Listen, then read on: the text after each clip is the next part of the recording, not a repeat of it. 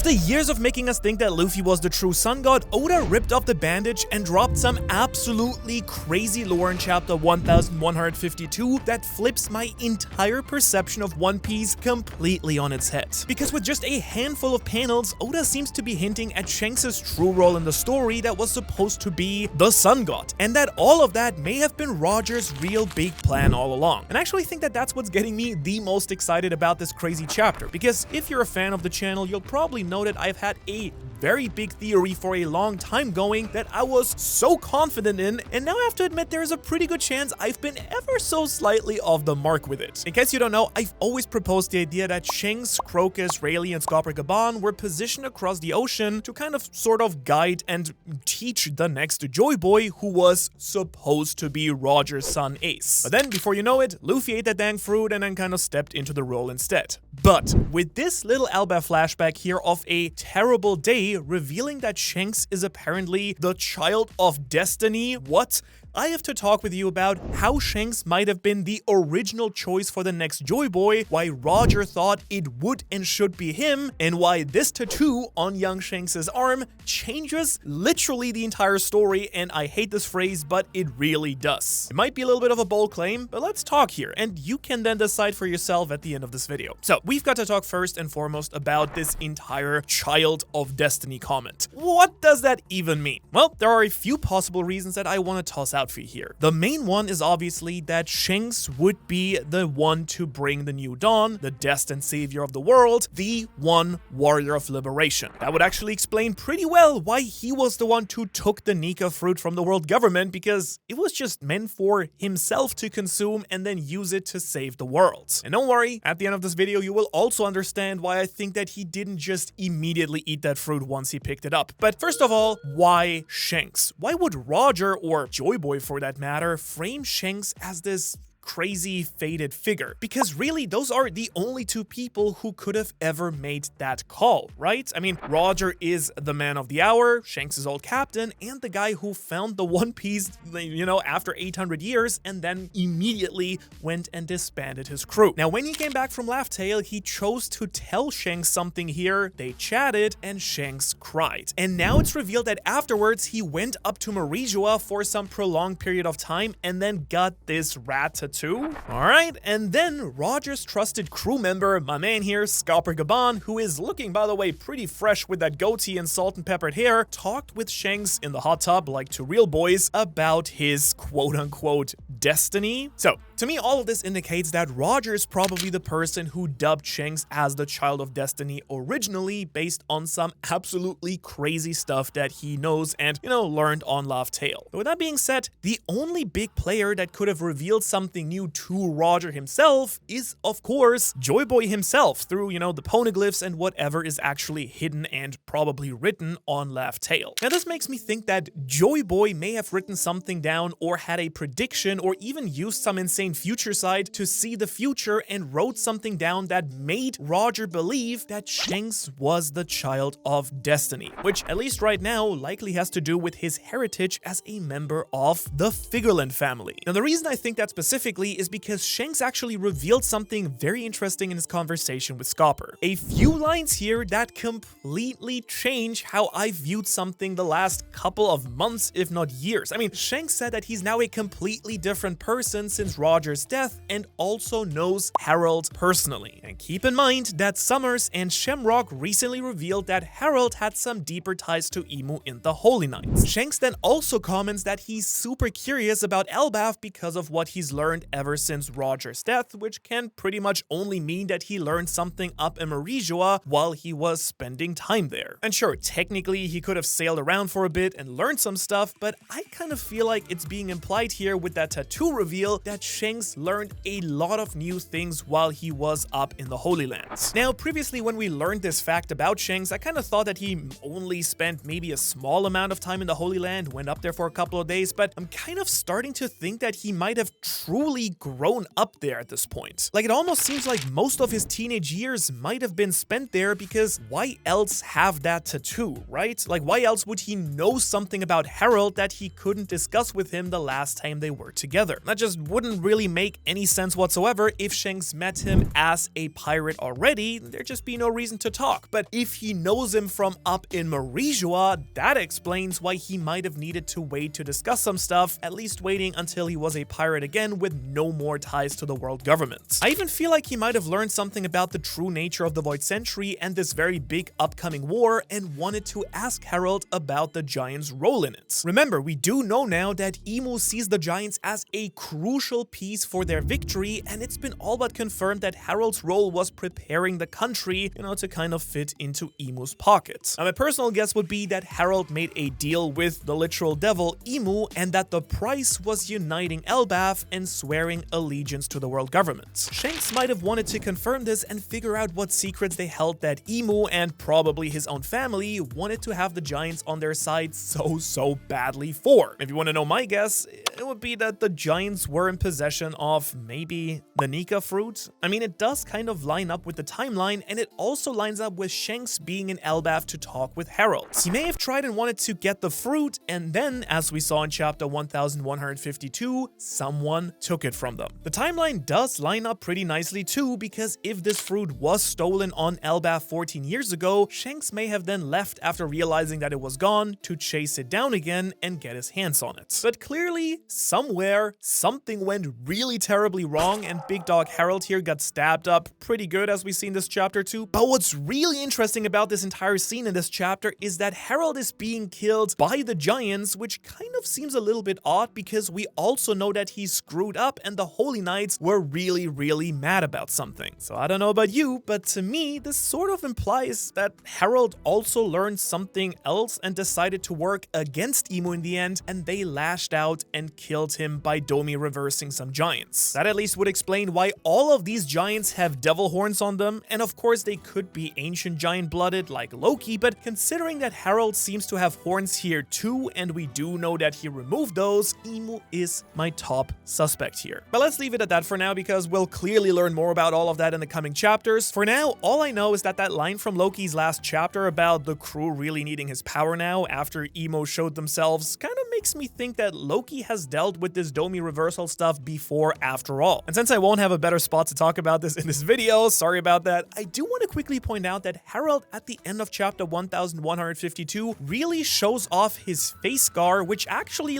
kind of perfectly lines up with Shanks's Jolly Roger for some reason. I kind of always found it odd that Shanks's Jolly Roger only has 2 sections on it, not 3, but of course it could be that the 3 lines that form those 2 sections are emblematic of his scar. But then, considering his Viking theme, if we do get confirmation that Harold uses 2 swords, which I think that he does based on it seeming like he has 2 in this chapter's last page here, I kind of feel like Shanks's Jolly Roger could be a tribute to Harold, which kind of raises a whole different slew of questions, that we probably should save for another day. For now, I want to discuss how Shanks's family bloodline might be the key here to cracking this mystery wide open. And to do that, we now finally get to the fun part of this video and talk about that crazy tattoo of his. This is the mark we're talking about here. Take a good look at it for a second, since we'll be discussing this for a hot minute here. It's a circle divided into quarters by 2 lines that flourish out on the ends. And let me ask you, dear viewer, does it look at all familiar? It should, because the Holy Knights all wear the same thing on their armbands. Killingham's here actually has a slight extra flair, but this perfectly matches Summer's. And I should point out that this symbol does not seem to be the mark of the Abyss that lets users teleport or possibly also regenerate, as we clearly see the big tattoo on Summer's arm when he is first introduced. Now, I don't know for sure, but to me at least, that ink here looks way more like the unholy pentagram used to teleport or do the Domi reversal, so I kind of feel like we can safely assume that this is the Abyss tattoo, and this symbol is clearly very different from that. It kind of seems to be the mark maybe of the Holy Knights themselves. But this then of course raises the question,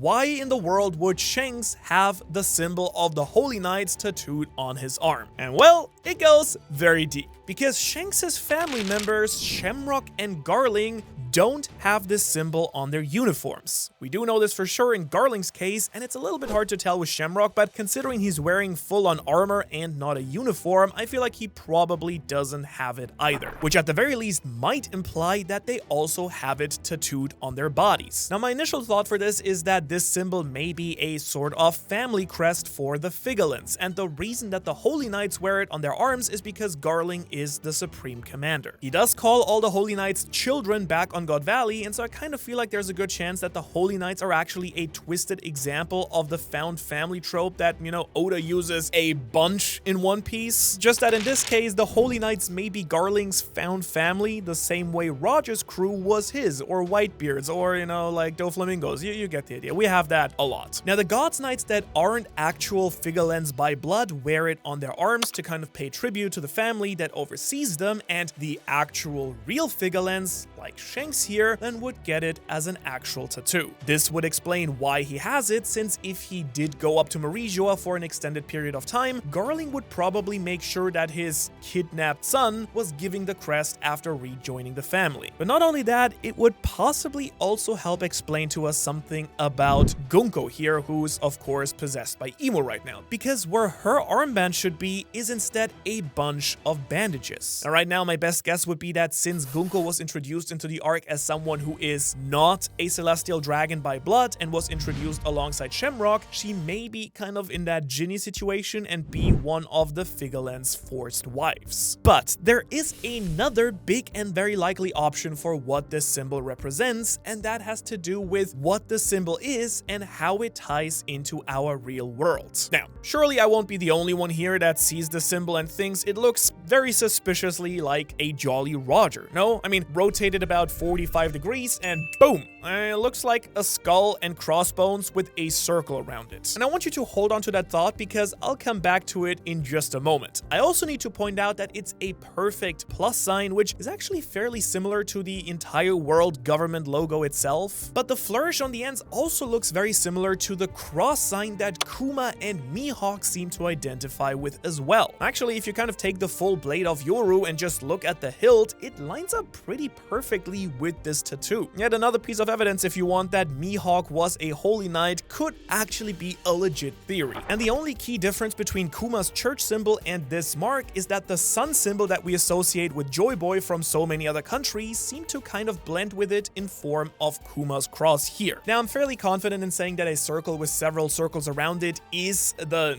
Joy Boy symbol or that of Nika, due to the fact that every time we see it used, it's tied to factions who do worship or were allied to Joy Boy, who is the reincarnation of Nika or Nika themselves, which might mean that this combined symbol is then Nika themselves. Specifically, we see this one with the Sun Pirates, Alabasta, the Tontada, and even the Giants all love this symbol and the sun, so it would be a pretty deliberate tie at this point. Alright, so the question then is, why would Kuma's mark be a blend of this sun symbol and Shanks' symbol then? And you might have realized that this was a sneaky rhetorical question because I think I have a pretty good answer. Allow me to present to you the astrological symbol of Earth. Well, wouldn't you know, it's the very same thing, minus the little bit of fun flourish here. Well, that's a curious little point, huh? But you know what else this symbol seems to perfectly line up with? Editors, show me the crazy business. Yeah, it does perfectly line up with the shape and layout of the entire One Piece world. 4 quadrants, the 4 seas divided by 2 center lines, the red line going north and south, and the grand line going east and west. This symbol for Earth is the actual layout of the One Piece planet, and considering that Imo has adopted a symbol for the Holy Knights, a new thought has also entered my head here. Could this symbol not be the mark of the Figarlands, but actually the mark of the Earth gods, maybe Emu? I mean, I've proposed this idea before that the Earth god is Emu for a couple of reasons that I won't get into here, but the most important being that the Harley text seems to frame the Earth god as bad, and that as the god of this world, they would in fact, be the Earth God, the god of the earth. It also perfectly opposes the sun god because for the longest time society assumed that the earth was the center of the solar system, but you know, in case you didn't know and no one told you, it's actually the sun. Ooh. It also lines up with my emo as a woman agenda quite nicely because some of the most iconic Earth gods are women like Jaya, Terra, and Izanami, while the most iconic sun gods are all men, such as Ra or Helios. But also, I do want to make it known for you mythology buffs out there, I am more than aware that there are sun goddesses as well, like Sol in Norse mythology, and Earth gods like Geb, you know, that throw things off balance here. What I'm saying is that some of the bigger ones that, you know, the media likes to fixate on, you do fit this agenda pretty well. And of course, this symbol being emo symbol also lines up with some stuff that we seem to know from the Void Century, mostly being that the Nerona family was one of the original 20 kingdoms and then became the true king of the world. At least that seems to be what Oda is implying so far. And so this symbol being the crest of the Nerona family could also be a quite interesting option, I think. Now, it would naturally become the Earth God symbol, and then the Earth God would mark his chosen warriors, the Holy Knights, with it too. I mean, for all we know, this mark might grant some powers too, the same way that the Abyss does for the Holy Knights as well. That could of course be that we've been somewhat conflating them, but this is the mark that lets them access regeneration, while the other mark lets them use the Abyss's teleportation. Or it could just be a symbol of their pact and devotion to Emu, which could mean some other really crazy stuff if that were the case for Shanks too. Like, did he have to make a deal with Emu in exchange for some power, or was it forced upon him by his family, or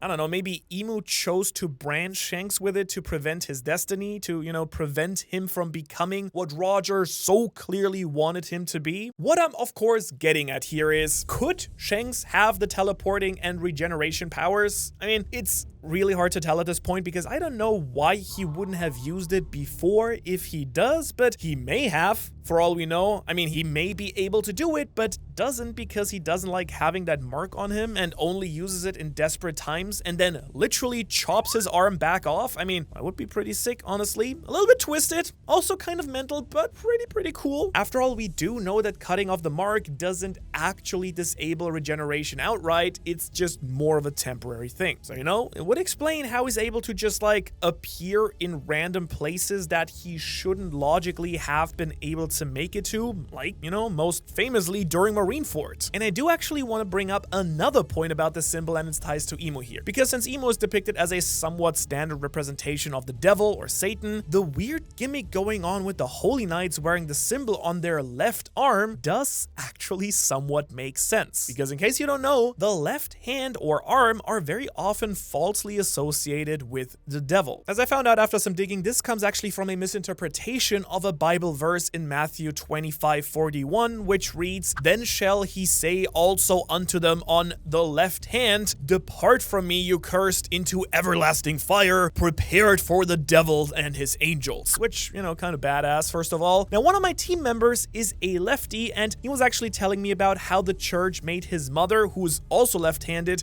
completely change to learn right-handed skills for this very reason, which is pretty messed up. So the fact that the devilish Emu symbol is on the left side of the body and they cast their dark powers from their left hand, sending Dory and Broggy into a dark pit of fire, it's a pretty fair case to be made, I think. Nonetheless, I do think that the Figarly family crest idea makes a little bit more sense for now at least, and it still might tie into anything we just talked about right now, because I do want to propose the biggest and probably boldest part of this theory here, the part that truly reveals why Shanks might be the child of destiny. And hold on to your cereal bowl, because what if Joy Boy himself was a member of the Figarland family, who then maybe broke off and became the world's first pirate as we now know? But not only that, there is a chance that the true name of his family might have been the Figarland family, and that the last letter is actually a D. Now, at first glance, this is of course a classic Manu theory. It seems absolutely wild, but do allow me to let me explain myself here, and then afterwards you can go, Manu is once again on the weird theory game,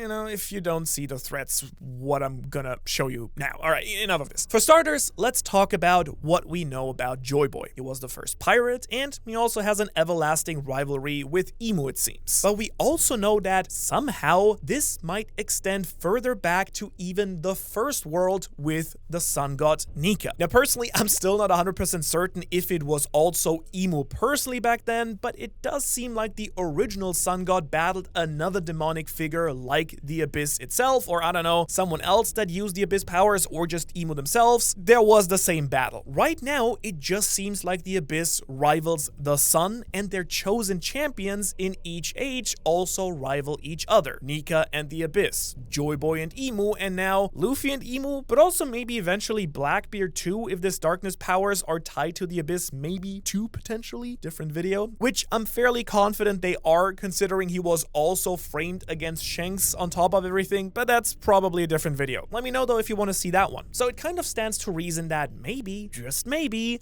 this tie is a little bit deeper than we all previously thought. It does seem like Joy Boy and Emu may have a way deeper connection based on my breakdown of Bing Sake, which in case you haven't seen that one, really suggest checking that one out. So for today, I want to propose that maybe Joy Boy and Emu were maybe brothers the way that Luffy and Ace or Roger and Whitebeard were. You know, that maybe the Nerona family that Emu was from was very closely linked to another family, the Figarlands, and that Joy Boy was one of them. But for some reason, he left, set sail to become a pirate, and broke their bond. And I do think that, to double down on this for the sake of the theory at least, a Figarland may have been the original Earth God, and Emu took that title from them. Alright, I just put out a bunch of wild statements, but what actually lines up with that? Why would I think that it's Figarland D Joy Boy, not, you know, Monkey D Joy Boy or something else that might be more logical? Well, brings us back to our symbol here. As I said, if you look at that Earth symbol and you turn it, that thing just looks like some crossbones, like a Jolly Roger. And if he flew that symbol on his flag when he set out to be, you know, the very first pirate, it could totally what started the tradition of a Jolly Roger in the One Piece world to begin with. Again, assuming that it's in fact the Figarland crest and not Emu's symbol. And it's more than just that. It's this entire Child of Destiny comment that we get. I'm really hung up on why Shanks, out of all the people, should be the Child of Destiny. But there is a solution that does make sense here. Because what if it's because he is the living embodiment of what Joy Boy really was? A celestial dragon, a Figarland, who instead of being part of the 20 kingdoms, instead went to sea and wanted to be a pirate, the first pirate, and he then founded the ancient kingdom after sailing across the ocean, and it was a problem for all of these other smaller kingdoms. To me at least, it makes a lot of sense that when Emu united the 20 kingdoms to overthrow the ancient kingdom, they were actually taking down the heir of the Figarland family. And if that's the case, it does make sense why the Figarlands wouldn't rise to power as the true king, because, you know, they have maybe the biggest stain on the record in the form of Joy Boy himself. And when you think about it, if that were to be the case, it could explain why the other four Gorosei have a very weird and suspicious level of disgust for Garling joining their ranks now. I mean, if he's supposed to be just their enforcer, the man from the tainted bloodline that does the dirty work, it would kind of, you know, be like the whole Uchiha cop plotline in Naruto, but, you know, reversed, I guess. In this case, Joy Boy being the good guy who left the Figarlands could have made it so that the other 19 kings didn't trust their own bloodline as much, relegating them to the Holy Knight's role instead of letting them join the Gorosei properly for all these years. Now, obviously, very speculative. I'm not certain about this at all, but I do think it's a really fun way that this all could connect and help frame Shanks as this super important piece in the modern era as well. If Laugh Tale revealed Joy Boy's story and it started with, well, I was a Figarland who set sail, that would be, you know, kind of the funniest thing to the Roger pirates, because they didn't bring Shanks to Laugh Tale with them. They've been reading now his ancestor stories, and Shanks isn't there to learn anything about it, and that Child of Destiny could actually be pointing out that Figarland D Shanks is also marked by the Will of D, meaning a celestial dragon with the Will of D that is destined to change the world. It would also explain why Kuma's church symbol seems to be a mix of this symbol and the sun god symbol because it would be the overlap of Joy Boy's symbol and then also Nika's symbol. It's the sun and the earth together. The symbols of Nika and Joy Boy united as one,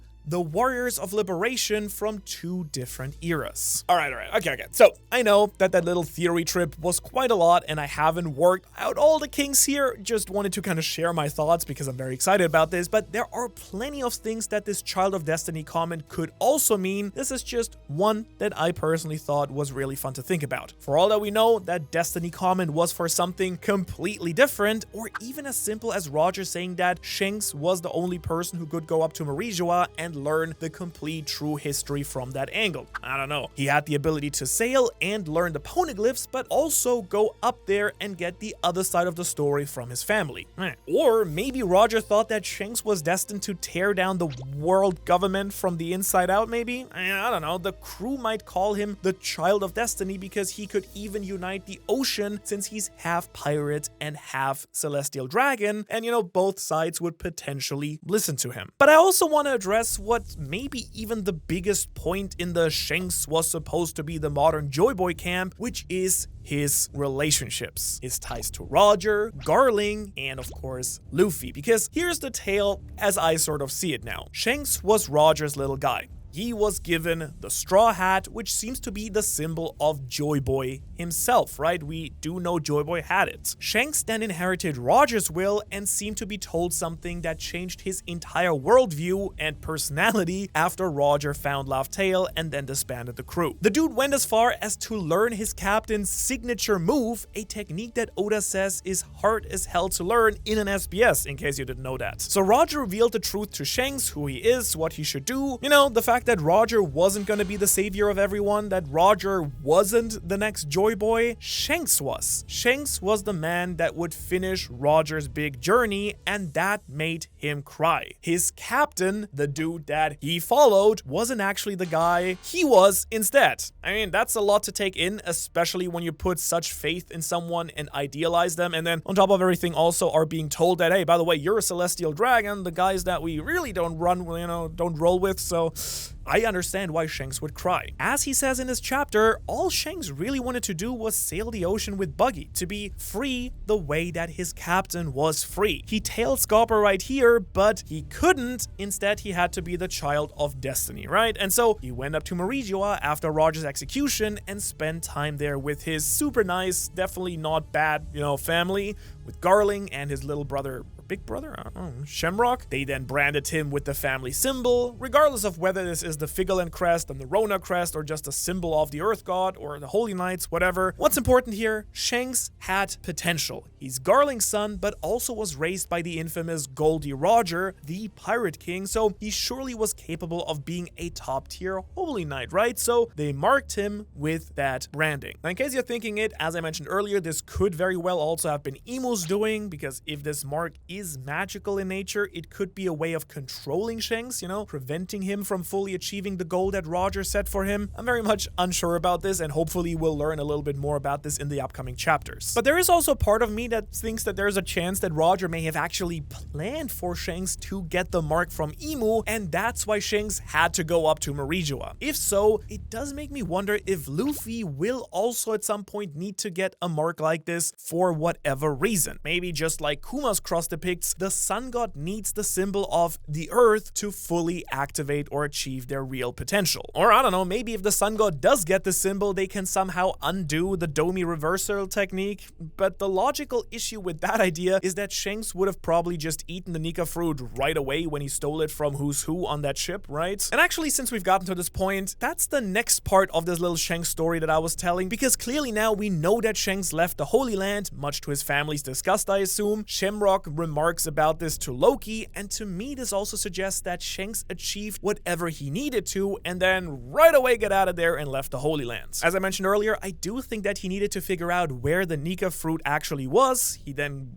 went away and his crew finally was started. Then he set sail for Elbaf to finally complete his destiny, to claim the Nika fruit, and to become the sun god, but the fruit was already gone, meaning that he had to keep sailing, he had to keep searching for it so that he could complete his destiny, the thing that his Captain Roger wanted, the thing that his own father despised so much. But fate might have had a different plan. You see, I think it's narratively very unfitting for Shanks if any or all of this ends up being true, to claim the Nika fruit, you know? I mean, he isn't free, he isn't liberated, he's marked by the literal devil, the child of destiny that binds him. He didn't want any of this, we kind of learn. He wanted to sail the seas with his friends, have a good time, but the burden of responsibility and more importantly the knowledge of that destiny fell on his shoulders with Roger's death. He's the one who now embodies the pirate's king will, but then there is his past, his legacy, and of course his ties to his blood family, the Figarlands, who branded him a celestial dragon, the greatest oppressor of them all. Honestly, for all that we know, it could be that the mark physically has been preventing him from eating the devil fruit. However, he also could have been morally bound, unable to get himself to eat the fruit until he himself had become truly free from their influence. But you know what? He didn't need to worry about all of that for very long, because days later, hours, I don't know, after stealing the Nika fruit, Luffy just went ahead and ate the thing. Luffy, the dang kid that he pushed away because his journey was gonna be so dangerous, that kid ate the fruit. And ironically enough, I think that in that moment, Shanks might have finally been freed from his destiny and was the first person that Luffy, the next sun god, liberated in the story without us ever realizing. He then hedged all his bets on Luffy and gave him the hat because, well, he was meant to wear it now instead. He was, as the world has it, the next Joy Boy. And Shanks, the child of destiny, became his first believer and supporter. And it does answer quite nicely, I think, why Shanks couldn't bring Luffy with him, because then Luffy would suffer the same fate as he did, forced to do Shanks' bidding instead of truly finding his own path and being free. Now, funnily enough, this still doesn't resolve at all if that tattoo is necessary or not, and funnily enough, I kind of feel like we're just missing one piece of this puzzle to fully confirm what is actually going on with Shanks, but we may find that out very soon, as Shanks seems to be slowly inching towards the center stage, and he may have reason to confront all of this information if he ends up making his way up to Marijua one last time to settle the score with Imo and his family once and for all. And while he's up there, he may actually end up teaming up with someone else who's there, the unlikely ally of all of them, Monkey D. Dragon. And if you want to know why I think that might happen and what that could mean for the series, you should watch that video right here. Otherwise, Shanks for watching. Shanks to all of our fantastic Patreons who get so many cool bonus perks over on Patreon, and we have a free newsletter. You don't need to sign up at all and get all the One Piece info you want on the Patreon page, link below. All right, see you in the next one on Tuesday.